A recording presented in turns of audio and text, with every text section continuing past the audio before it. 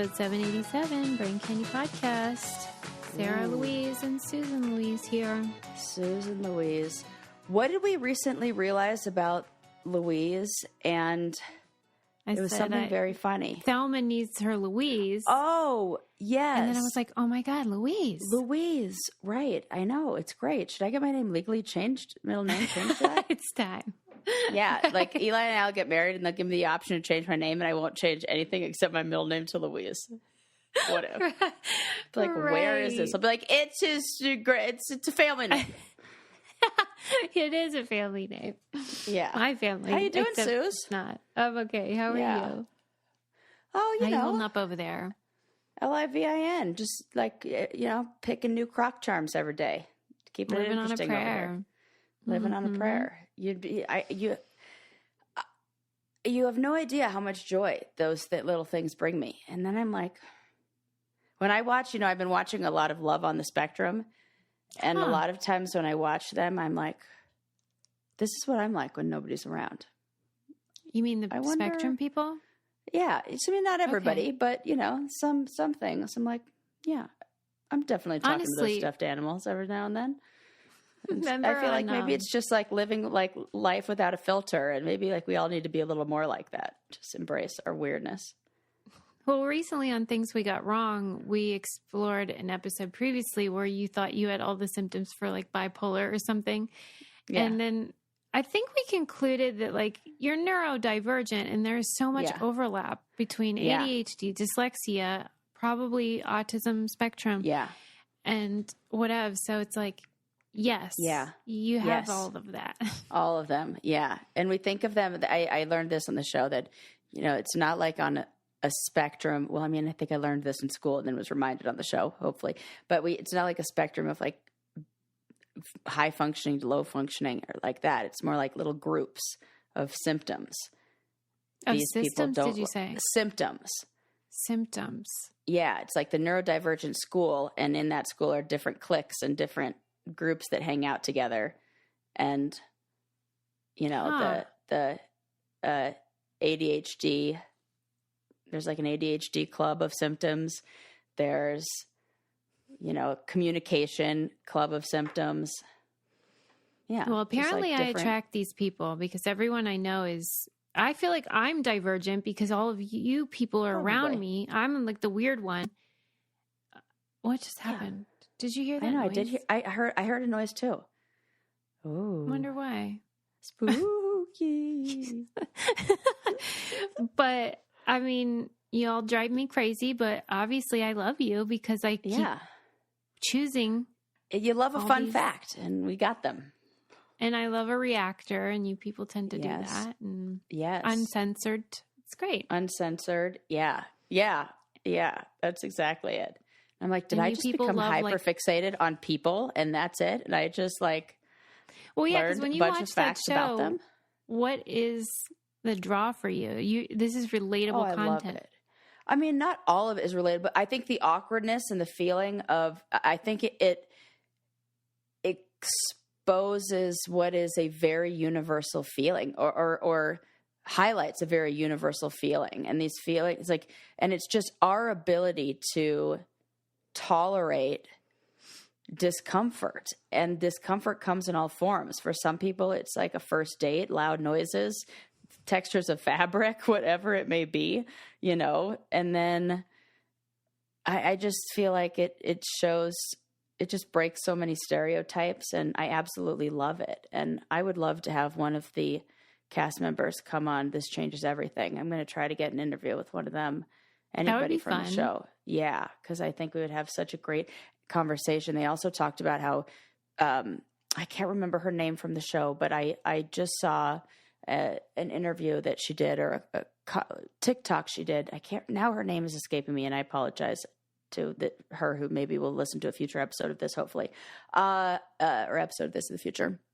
And she was talking about how, there's some backlash, or some people online who are saying that the music that they use or the way that they set it up almost makes it look like silly, or it is kind of, making it feel like they're it's like comic relief or something like that, or it's a joke. And the woman who was on the show says, wouldn't it be nice if they asked us how we feel and if we feel like we're being objectified or anything like that? Because she says none of us feel like that. It's the complete opposite. We love this. And, you know, it really shows that the viewer's experience of a show can be so different than the participant's experience on that show. And that can go in both directions. Like, I feel like that was very relatable as somebody who was on the challenge, and people think, oh my God, that's so cool. Look at those amazing houses. And I'm like, they stopped painting 6 feet up because nobody sees it. It is not as glamorous as it looks. You know, I can see the roller marks. So, right. You know, it's like the other side of it. So one thing I love about I love that. People that I know that are on the spectrum is the truth telling. It's like no bullshit. And that does tickle me because I really, imagine if like most like typical people, neurotypical people are like Los Angeles, people on the spectrum are like New York.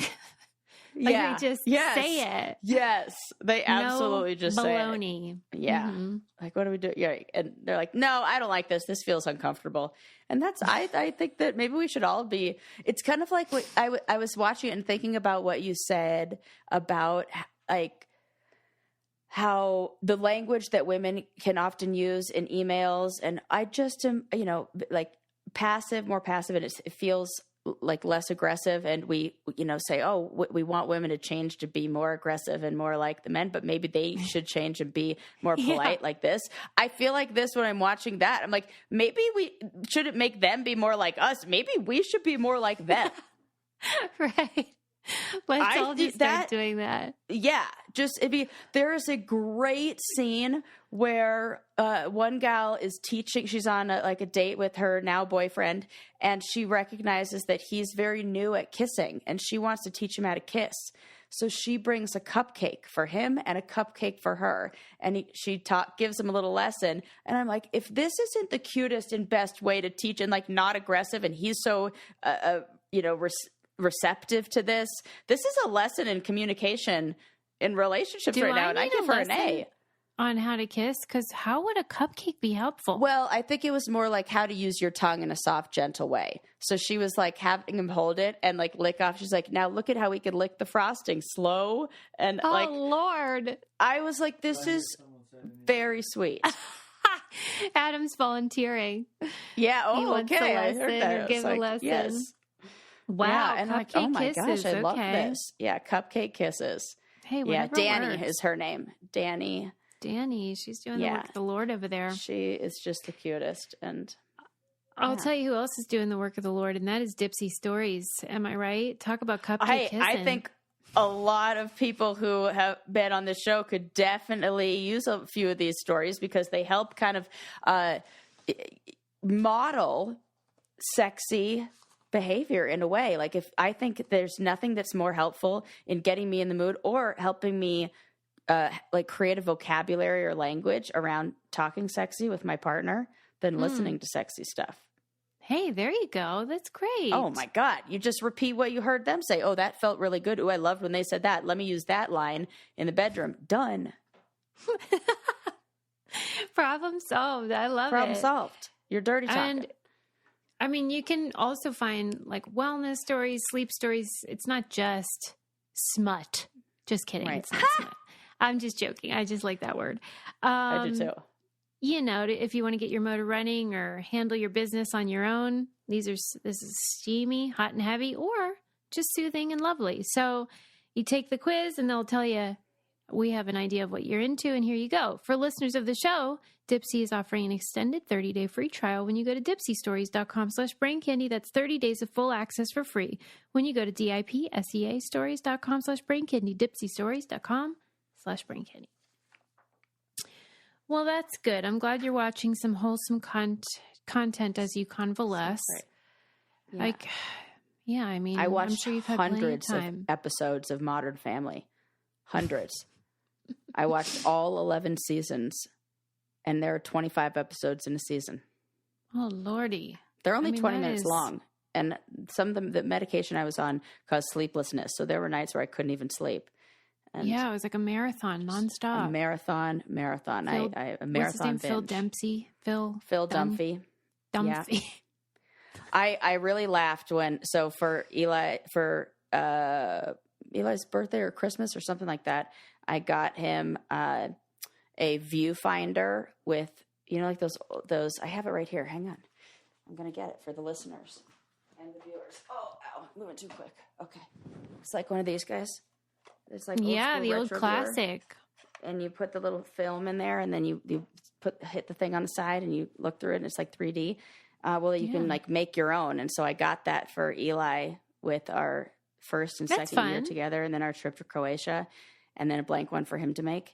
And then in one of the episodes of Modern Family, Phil Dunphy gets the same exact gift for Claire. And I was like, oh my God, I am Phil Dunphy. Yeah. They even give the same gifts. Yeah, that is pretty remarkable. This is me. I didn't even know you could customize the viewfinder. Yeah. Uncommon Goods. I mean, that is a great gift. Thank you. And then I wish they were sponsoring us right now. Right. They're not, but you check them out. That's okay. We'll just give them a bonus one for free. There you go. Yeah. You're welcome, Uncommon Goods. Gotta tell you where I got it. Well, did you have a chance to listen to any good books, or was it just I'll be honest. I hate pain medication, like narcotics. I've always joked that I'm bad at doing drugs because I don't like being out of control. I don't like feeling different. I'm like really aware of my body. I've never, I pretended to do mushrooms when my friend talked me into it and like tossed them over my shoulder. Like I am not cool on drugs. Can't do it. I decided that that's not for me a long time ago. And I was convinced, like, if I took even what the doctor prescribed, I would feel like that feeling of like heaviness. And I'm like, I feel like I'm going to fall asleep. What if I overdose? What if I fall asleep and never wake up? So like, I couldn't relax and chill on them. And they make you so they made me feel so foggy. I asked Eli, I was like, what if I never have a smart thought again? Like, my brain, I am a dummy right now. I was like, I was on the phone. We had to replace our microwave because it was acting up. And so I'm on the phone with the Kenmore replacement department or whatever. And they asked for my email, and I gave them the first part of my email, and I stopped there. I didn't even give them the @ He was like, I'm like, oh yeah, at gmail.com. At gmail.com. I'm like, sorry. You're just trailing off. My brain was like, we are not working right now. Yeah. So I didn't have the attention span to read a book. I couldn't do a crossword puzzle. Coloring was the only thing that I had. And even that I would get tired after a while and be like, I can't color anymore. I got to just take a nap. I thought maybe an audio one would be soothing or something. I don't know. Yeah, I should have, but no, it's just Modern Family on repeat. And then nature documentaries, works. Because there's something about seeing the nature documentaries. When I saw the lion attack the gazelle, but then the gazelle gets away and it's got half of its back hanging off. And then it cuts to next season where it's fine again, but just has a few scrapes, and you're seeing it and that same gazelle is going on to live a happy life. And you're like, okay, that thing recovered fine in the elements without a full pharmacy and care team. Right. I'm going to be just fine. So there's something that helped me realize the power of nature to heal and put things back together. And I this is just temporary kind of thing in nature documentaries. So that's all I've been watching. Okay. Well, I love or it. Listening Whatever to. Gets you through it. It was long-winded, but there you go. Okay. Well, one thing that I think you watched this too. I think I saw maybe you mentioned it. That American Nightmare. Oh, I hope you were going to say this. Yeah. That's not true. There were a few documentaries that I watched towards the end of the recovery process. And, that was one of them. And it felt like a lot of them were the theme was law enforcement fucking it up. Right. I am glad that we now have documentary. Yes, that is a new genre that I am seeing now. And holy shit, talk about an incredible story that makes me feel like this is not the end of the story. Tell people a little bit about the background of this. Yeah, this was on Netflix, and it was about a woman and a man who had survived like an abduction situation where they took the woman and they left the man, but he was like a hostage or whatever. And the thing was that this wasn't just about a law enforcement problem. This was about a media problem because the reporting of it, I had heard about this story and had heard that this woman had created a hoax and that she made the whole thing up. And that's where I thought it ended. So when I'm watching this documentary, I thought that's what the story was. So this was shocking to me because it was not a hoax. And so, well, let me ask you this, because you hear about what happened and then what's going on now, but in their defense, in like the law enforcement's defense, it was a very unusual abduction situation. Absolutely.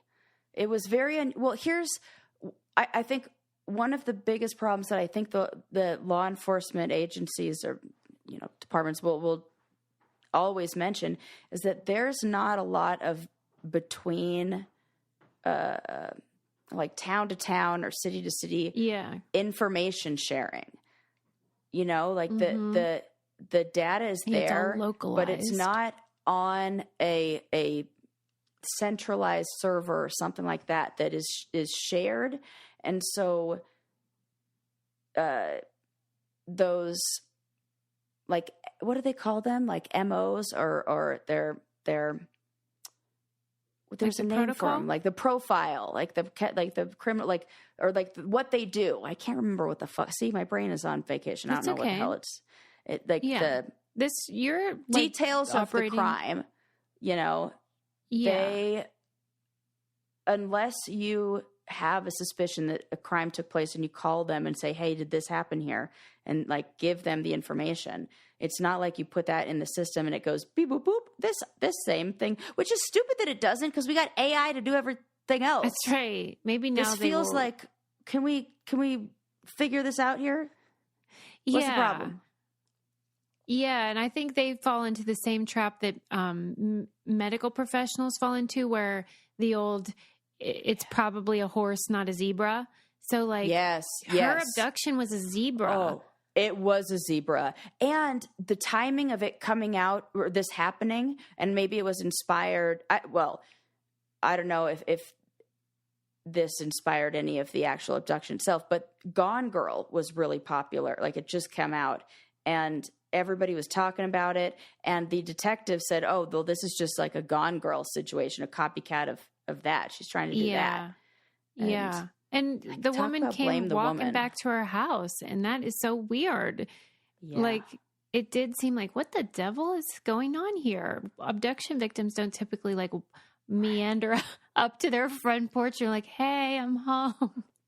It made so much sense when she told the story, but I remember being on every side of the story in listening to that, I think they did such a good job in unfolding it, because I was like, oh my God, the liars. And then it was like, she's a liar. Then I'm like, they're liars. Oh my God, he's still out there. It was like a real roller coaster. Yeah, it was good though. I liked it. And I suppose because I was surprised by how it ended, but yeah, I would recommend that one. That was a good true crime doc, don't you think? Yeah. There was another one that I saw that I thought was really interesting, and I wouldn't have clicked on this if I weren't really bored and looking for stuff to watch. But there was a documentary on the Insane Clown Posse. Have you heard of these guys? Yeah, I know them. Right. I didn't know there was a documentary. At first you're going to laugh. So they have been targets of the FBI for a long time, and people who say they are fighting the FBI in a free speech case, like the what is that organization that deals with like human rights organization for Human Rights Foundation or something like that, they are like backing them in this fight because they're saying if you wear they basically labeled them a gang. And why? Because they got a reputation for that. And it's one of those, yes, some people who listen to the Insane Clown Posse have done bad things, but that does not make every member or every fan of the Insane Clown Posse a criminal. And so, oh my God, police were targeting people who had these stickers on their car and pulling them over and treating them the same way they would treat somebody who had like gang affiliated tattoos or insignia or things like that. Well, and what are the band members like in the documentary? What do they seem like?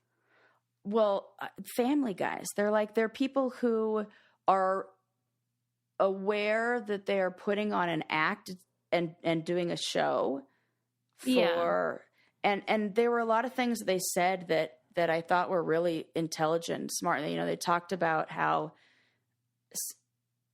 sometimes you can feel really lonely, but you can connect to other people who feel lonely and feel like the outcasts. And that's kind of what they provide, is that place of connection for people who are maybe the outcasts. And they were really poor kids who said that they, in their friend group, worked together to make having nothing cool and almost like in their own way. And it was just like heartwarming in many ways. And you listen to his mom talk, like one of the lead singers, you listen to his mom talk, and his mom is like, oh yeah, I mean, they sing about weird stuff in some of their songs, but I support them. And it's like Stephen King writing horror films or horror books or something like that. Like he's a different, like, he's like, I don't know whatever his name is, that's his character. I know my son, and they are not the same person. And yeah, I guess I see. I do intellectually understand that. Yeah. I am so not into certain kinds of music, like hard, like death metal and stuff like that, which my brother loves. And I just, for years, I thought they must be faking. They can't genuinely like this music. Right. Like it must just be like they want to seem cool or something, because it sounds like noise to me. Yeah. Yeah. But if the way you're putting it is like the Stephen King stuff. Yeah. Okay. It is sort of like, can you quit acting like jackasses though? Because I promise you the FBI would get off your back. It's funny that you say that, because one of their biggest fans is Steve-O from Jackass. So he's been like a big... Right. Okay. It attracts a certain type. They recognize that. But that does not mean you need to be labeled as, like, need to be a target of law enforcement. Yeah. And so it's like a free speech violation to not be able to, and they shut down concerts and shows, and Hot Topic used to sell their stuff, and they lost, like when you are on the FBI like list, that you lose. They got like blacklisted deals. Yeah, for sure. And I was like, wow, it felt the same way to me as when I watched the documentary on the woman who sued McDonald's for hot coffee. And on the surface, you're like, what? Come on, that's ridiculous. But then when you actually know the story and what's behind it, you're like, fuck, I'm on her side. Like, I'm on that. Yeah. Okay. Insane Clown Posse. Who knew? I'm totally in support.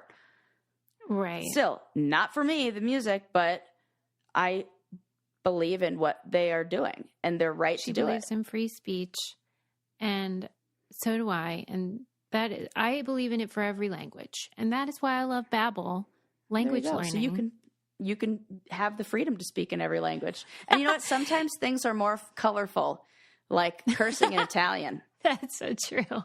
Yeah. So true. Or saying something beautiful in French. I also think if you have a partner whose first language is not English, or whose family speaks another language, learning the language of the person that you love and communicating with them in any way or saying is the most thoughtful thing. It's very romantic. Just a little tip out there for those of you who maybe are looking for the gift, perfect gift for someone. Yeah, and I just think we're big fans of lifetime learning. And so you might be done with school and you might think, oh, I'm at max capacity. Well, there's always an opportunity to learn. And learning a language, it opens up the old noggin. It should I do that now? makes That's like a good idea. I mean, they say that it really enhances like your overall ability to learn by it. I don't know, like lights up part of the brain or something magic. I love this. Love it.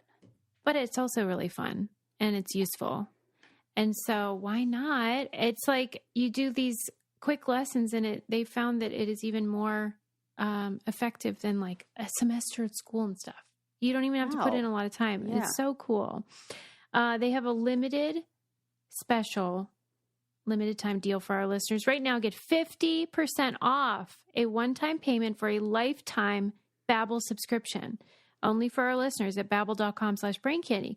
Get 50% off at babbel.com/braincandy, spelled BABBEL.com/braincandy. Rules and restrictions may apply.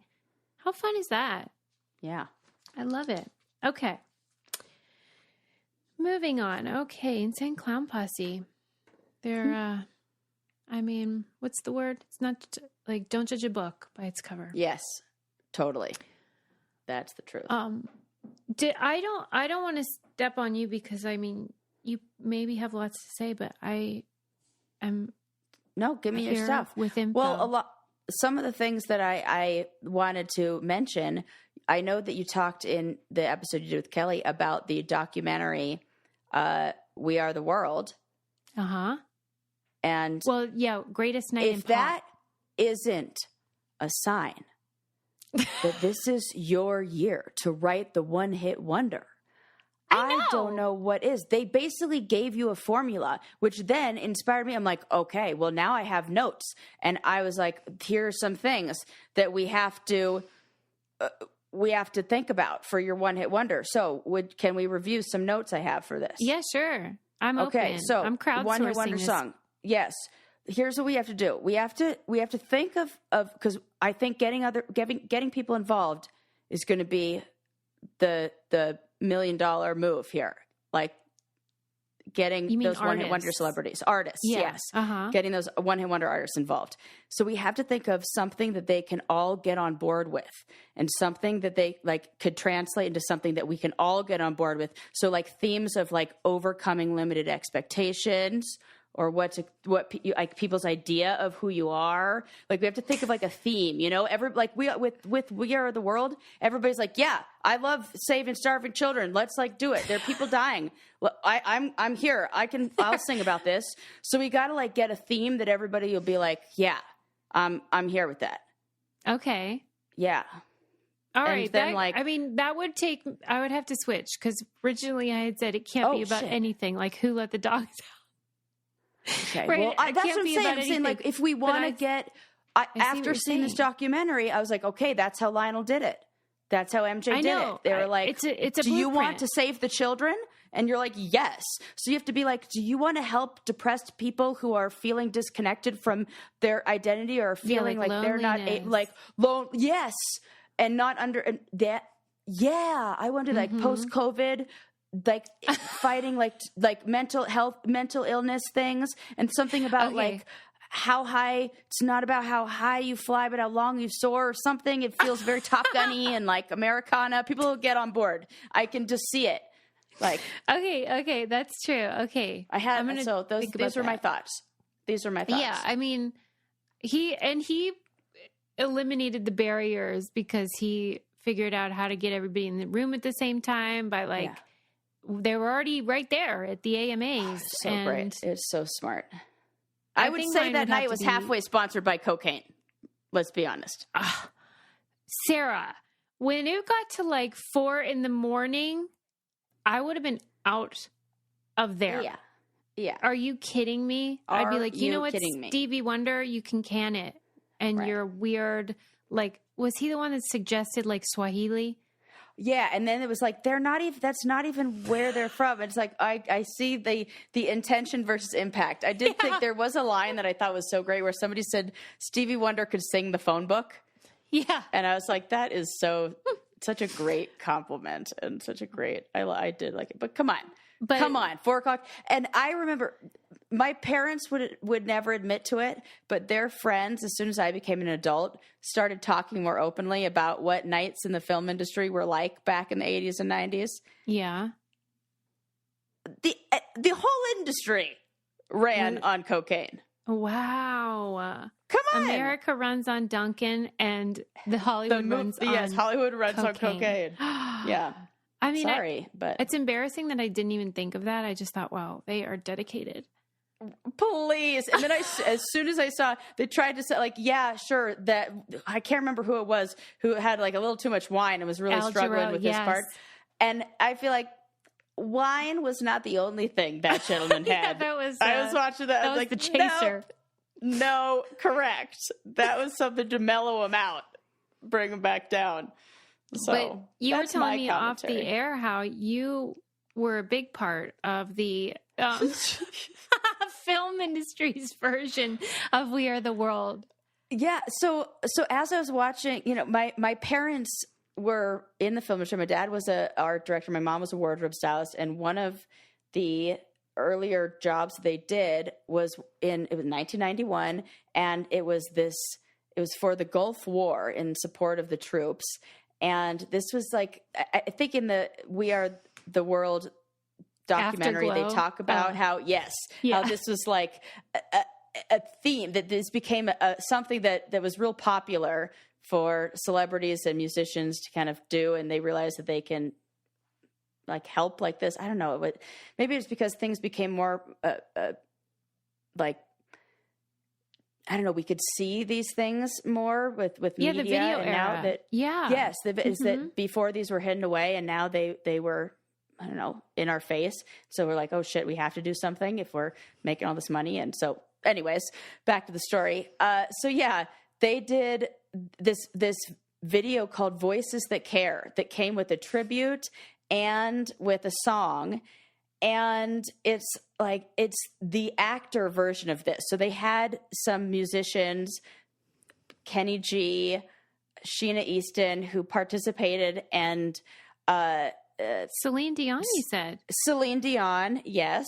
And then they had, to my surprise, Bobby Brown. To my surprise. You should have seen me. I'm sitting there. It's probably, I watched this so late, and I must have been like 3:00 in the morning. It was a night I could not sleep.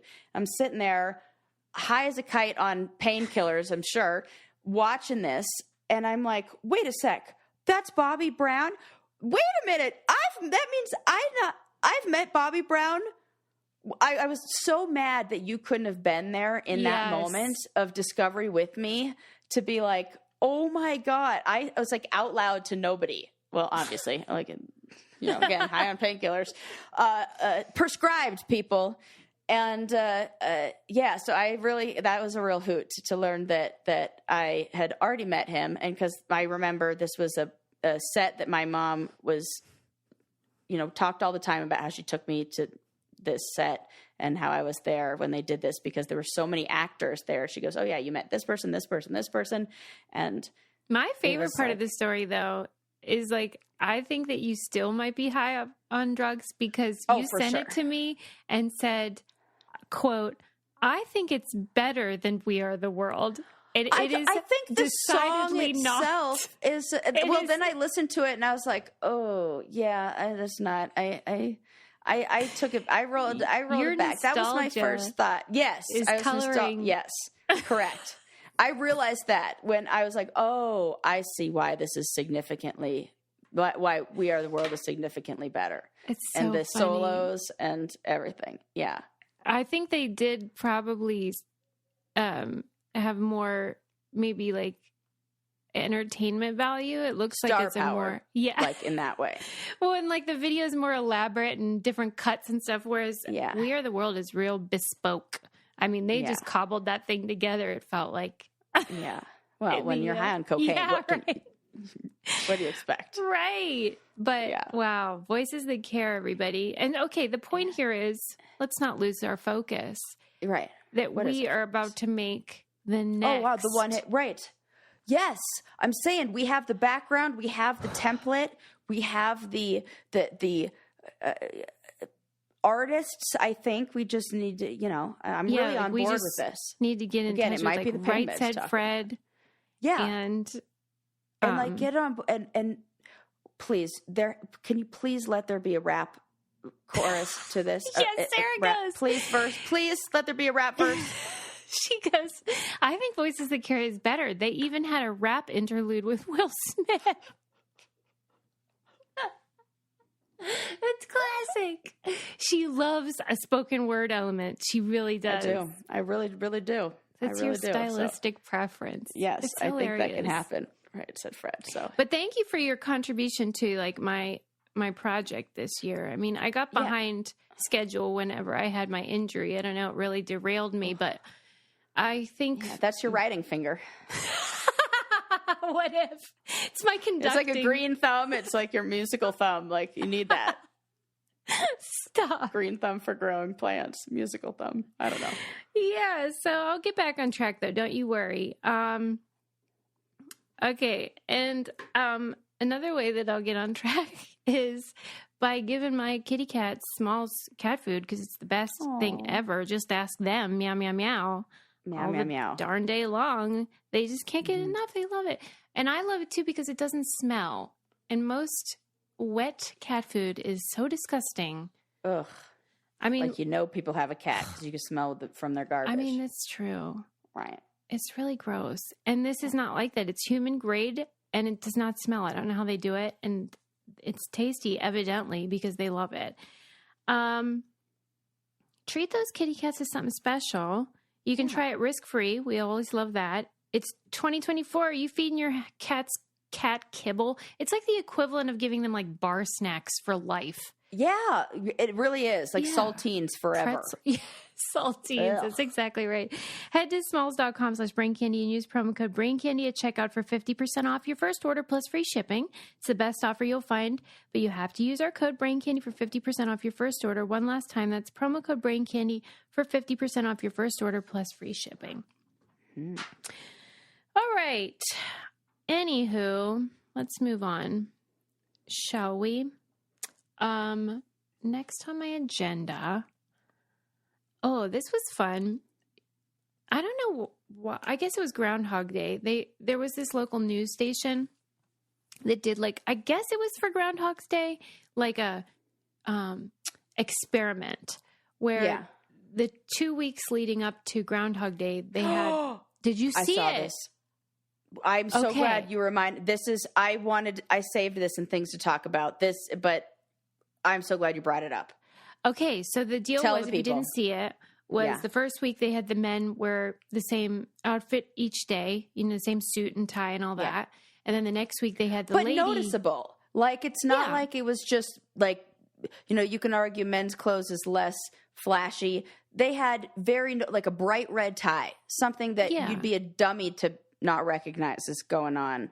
Yeah. And then the next week they had the lady anchors do it. Yes. And then they showed the results because anybody that's worked in local news will know that the viewers of local news are a very specific type of person and they are very vocal about what they like and do not like. They're the same type that would often like to speak to the manager. Yes, for real. That would describe their soup as ice cold. Yeah.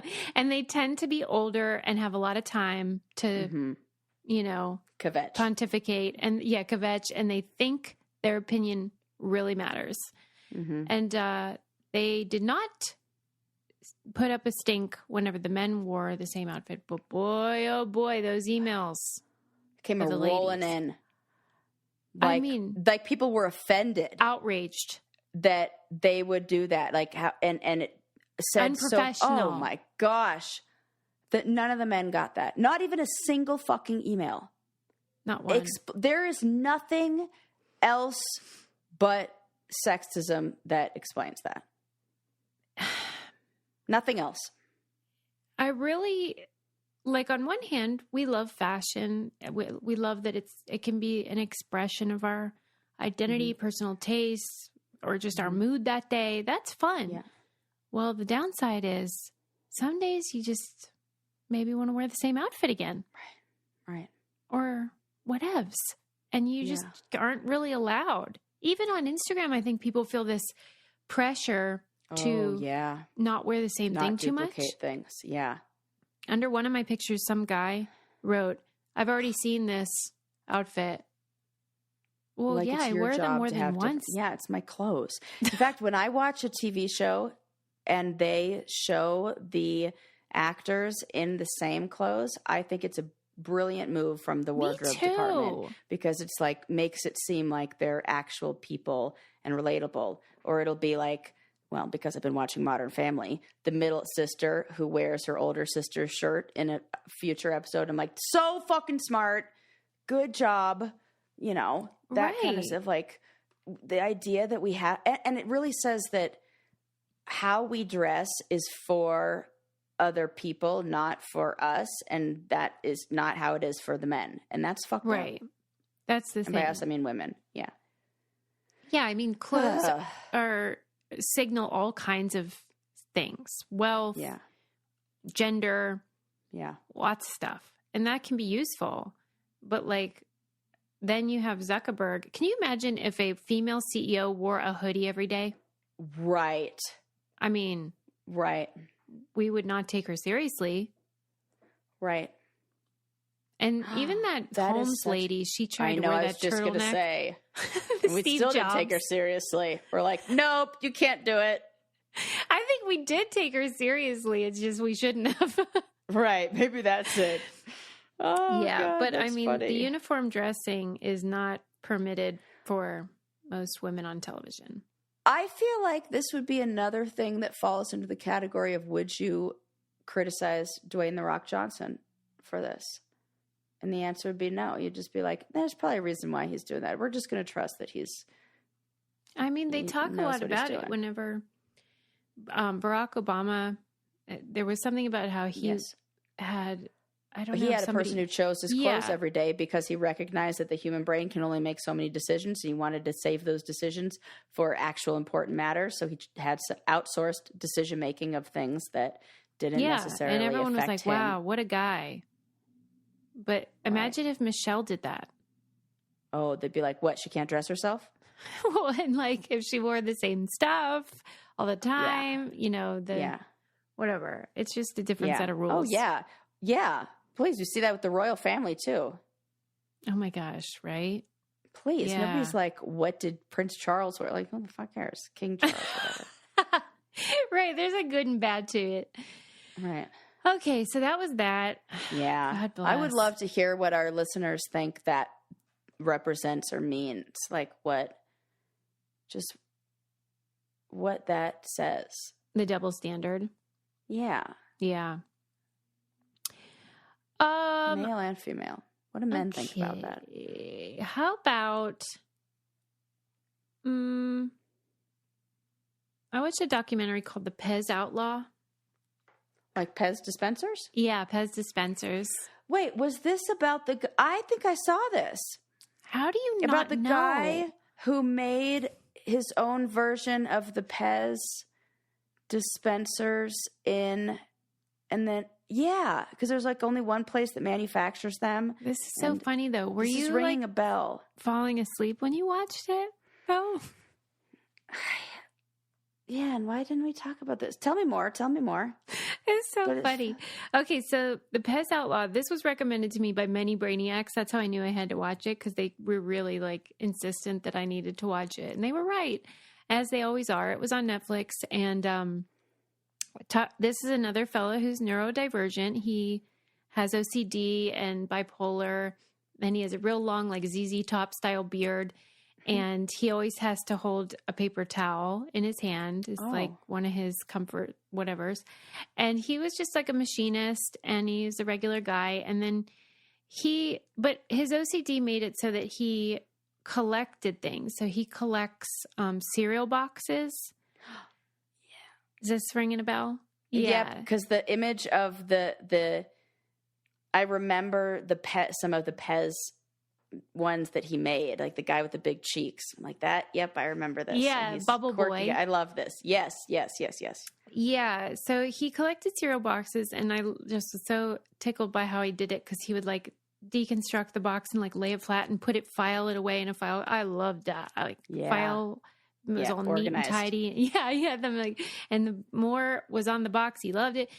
And he says, you know how like on a cereal box, whenever you can mail away and get something back, that it'll say like limit 1 per household. He was like, that's because of me. Because he was like sending in like 50,000 of these things. Oh. But I guess that's how he was introduced to the world of Pez, because I'm sure there was some sort of giveaway or something. Yeah. And that he had discovered that these are valuable because a lot of people collect Pez dispensers. Mm-hmm. And then that took him on this journey of becoming the Pez outlaw, where he would go to the factory in Europe and basically smuggle in these ones that are not legal in the U.S. They don't have the licensing for in the U.S. And it's like, on one hand, it's just a silly documentary because it does a lot of recreations that are tongue-in-cheek and very like comical and whatever. But I really, the more I watched it, the more I got into the substance stuff of it, because he becomes a rival to the Pez USA CEO, and this guy, and kind of outsmarts him. Yeah, he totally does. And I just love that. I love that he's like that. Yeah. That is using your powers for good in a way. I just like it. Yeah, because he was fighting. He was being greedy. You know, he wanted to make a buck for sure. Yeah. But then the other guy that's trying to make a buck hates him for it. Yeah. And that's such a fascinating thing where they genuinely believe that he is the enemy just because he's doing what they're doing. And in a way, actually driving up Pez, of course, sales and attention and demand and all this stuff. So it's like, why are you going after the same person who's really helping you?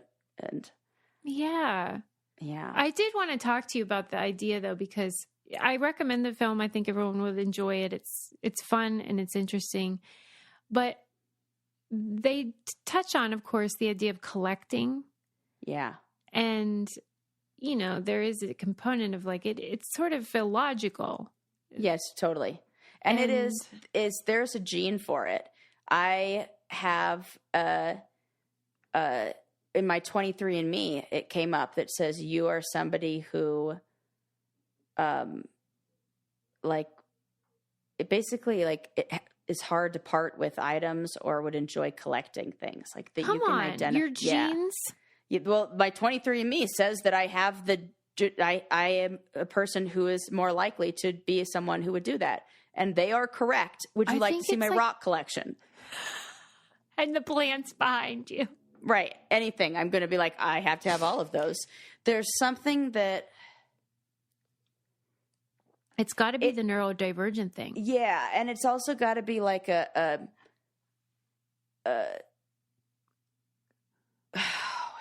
recognition. Your brain says, I need this, but then it doesn't turn off and say, I have enough of this in a way.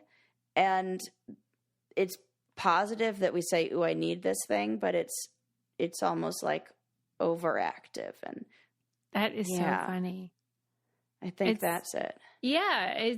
There must be, obviously what you're telling me is that there is a genetic component. I wouldn't have known that, but I guess it makes sense. I'll look it up. Yeah. Which I think it does tell you what gene it is that does that, but it's a thing. Well, I don't have any science behind it, but I know what's good for my genes anecdotally is ritual vitamins. I take them every day. Love them. That Hydra Skin. Oh yeah, the Hyacera. Hyacera. I should know this. Oh yeah, we always forget that. Yeah, exactly. Yeah. Hyacera is a once daily skin supplement proven to reduce wrinkles and fine lines and increase skin smoothness in 90 days. Yes, please. Start Hyacera to help minimize wrinkles without compromising on clean science. Hyacera from Ritual is a clinically proven skin supplement you can actually trust. Get 20% off your first month for a limited time at ritual.com/braincandy. Start Ritual or add Hyacera to your subscription today. That's ritual.com/braincandy for 20% off. My sister Renee said she ordered some, and I'm excited. Nice. Yeah, she's going to love that. Yeah, she is. Okay. So yeah, Pez Outlaw, highly recommended. Super cute. You're so funny though, because I would never forget having watched that. Yeah, I mean, I just watch a lot, and You do. yeah, It all runs together. it really does. I never know. Okay. Evidently there was some sort of like, I didn't watch it, but there was like a Martha Stewart like docuseries. I think it was like on MSNBC or something. And in it, they said that they basically accused Martha Stewart of stealing one of her employees' tort recipes in like the 80s. Oh my God. And I guarantee you she's probably stolen a few. Of course. What do we say about billionaires? Right. They didn't get that way. Yeah. A crime has been committed. If you have that much money, you did something to screw someone. Yes. And like, so I did learn this in reading an article in Bon Appetit about it. I didn't realize that recipes cannot be copyrighted. Oh, I didn't know that. Yeah. That doesn't seem correct. I mean, I know it's right, but that doesn't seem like it should be. Because if you can put a song together that's really just an arrangement of notes, and you can copyright that, how come an arrangement of ingredients can't be? Yeah, and I don't know like the legal answer, but I think so mathematically there is a limitless number of songs that you can create that sound great. But like you can't put like chicken with ice cream. Like there is sort of a finite amount of delicious things. Yeah. I don't know the legal thing though. Right. But I suppose they're like, how many different, like, unless you're going to split hairs about like, this is a teaspoon of salt and this is a half a which. Right. So personal preference anyway. Like you can steal a recipe and it's allowed. It's just frowned upon. Wow. Isn't that something? I didn't know that. We should put out a cookbook. That it's just frowned upon. Right. Like I'm sure like people in the industry. It's kind of like magicians revealing their tricks. Yeah. You're not going to like go to jail. But you're allowed. Yeah. But you might not have a lot of magician friends. Did you ever watch that in the 90s, that Masked Magician show? No. It was it sounds familiar though. It was on very rarely. It was like a special, but it was this guy that was a magician and he wore a mask and he would reveal their secrets. Oh my gosh. Probably, what was the guy who was really big? David Copperfield. Yeah. He was pissed, probably. Yeah. No, I bet. What if he was doing it? What if it was like. He would never. That's his whole, whole thing. Yeah. Oh. But he's been exposed that the masked magician was Val Valentino. Okay, that's not a real name. That's made up. Val Valentino. Oh, okay. Let me guess. He was born on Valentine's Day, 2/14. Get the fuck out of here. Val Valentino. But he's probably been, excommunicated from like the magic circle, like the official group. What if that were his name and then he had to change his name to something else? Back to his birth name. Well, I'm sure like David Copperfield, that's not his name. Excommunicated. Right. Magicians probably didn't have a lot of friends to begin with. Now you're kicked out of the magician group. Yeah, the Misfit Toys are like, you're a misfit from the Misfits. Don't worry, the flat earthers have openings. Sarah's in rare form today. Don't know why. I think I'm being normal, so that's the biggest problem because maybe I should not do any more sessions. No, because I feel like you're telling the truth. Like you're just being truthful and honest. Yeah, I'm that. Oh, that I'm definitely doing. Oh, I'm all about that these days. Basically, it turns out Martha probably did steal the recipe, but hey, all's fair. Yeah. In love and cooking. War and baking. Yeah, I mean, like you said, it's like, of course. Because I think what you're doing with the recipe, really, with a lot of these, is you're selling the story, the lifestyle, there's so much more that comes with it. It's like baking it is part of it. And then there's photographing it and styling it. And Martha Stewart is good at all that stuff. Yeah, she's a real pip, though. I mean, like her. I'll always love her. Yeah, because you said it whenever we said how like some people, mostly men, just fail up. Yeah. And she is the female example. Yeah. Did I really come up with that? Yeah, you thought of it. You Damn, said, she is the best. Oh, I was like driving around one day. It probably came to me. Yeah. She's the only one. That is so true. She is a good example. I can't think of any other women who have failed up. Went to prison. Right. And we were just like, we can't quit you. We're like, be a spokesperson for pistachios or whatever she does. For everything. Yeah. Yeah, everything. All right. Well, let's wind it down. We did a lot of documentary stuff. American Nightmare, Insane Clown Posse. What was that one called? Do you remember? I don't know, but I feel like there aren't a lot of Insane Clown Posse documentaries, so you might be an easy find. You know what I thought that the We Are the World documentary did not acknowledge or explain enough? What? And that is the presence of Dan Aykroyd. One person, Susie, I watched it twice because I was like, they have to mention it. So I thought maybe I fell asleep or something through it. I rewound it and watched it from a part where I'm like, well, he wasn't here before that. One person mentioned it and then nobody else did. So I looked it up. The lady was like, yeah, I really wanted Dan Aykroyd. Yeah. And I'm like, what happened? So he was there picking up, his manager shared an office with the building that all went down in. And he was there picking up like a check or picking something up. For Pete's sake. And they were like, hey, you want to just join us? And he just popped in and that was it. He just happened to be there that day. That's really the extent of it. Well, he's a real trooper then if he stayed that whole time because cocaine will help, you know Susie. Oh yeah, okay, I'm going to go hang out in the room where they have all the drugs. Okay, I see. I'm sorry, but I'm going to go ahead and peel back the white curtain here. And do you think they were all high? On the book chug. Oh my gosh. Wow, this is quite the indictment. I think a lot of them were. I don't think everybody, because not everybody is doing, but I think that nobody understood at that time. It was, I think, more commonplace. We didn't understand the, like, I don't know, addictive, like we did, but not really. Do you think Lionel was on it? Yes. Get out of town. I think Lionel would admit Lionel was on it. Okay. He didn't mention that in his retelling. I don't think they did. I just like I could get in so much. Could I get in trouble for this? No, I don't know. No, I feel like you don't know that it's a lie. Allegedly. So it's not defamation. Just allegedly. Yeah, allegedly. I just think that. Because what else could it be? Just high on music? I doubt it. It's not that good of a song. Yeah. And didn't Lionel Richie say he went home right around then he had his baby? And is that Nicole Richie he's talking about? I didn't remember him saying that.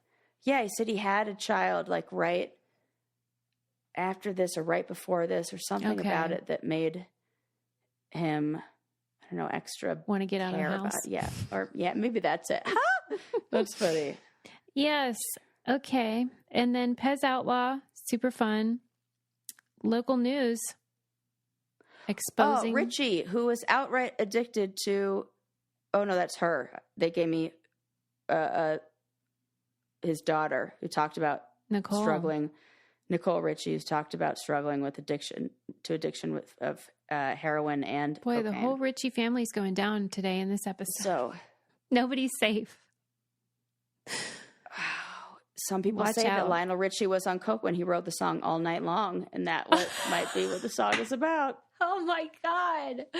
Wow. He's not doing himself any favors with that one. All night long. I mean, that makes sense. That song is so good. God, that music is good. Yeah, he's really talented. He's so talented. High or not.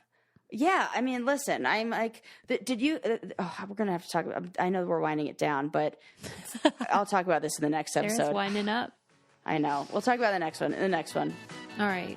You'll just have to wait. Cliffhanger. Yeah. We'll see you next time, everybody. Thanks for using our codes and all that jazz. We love you.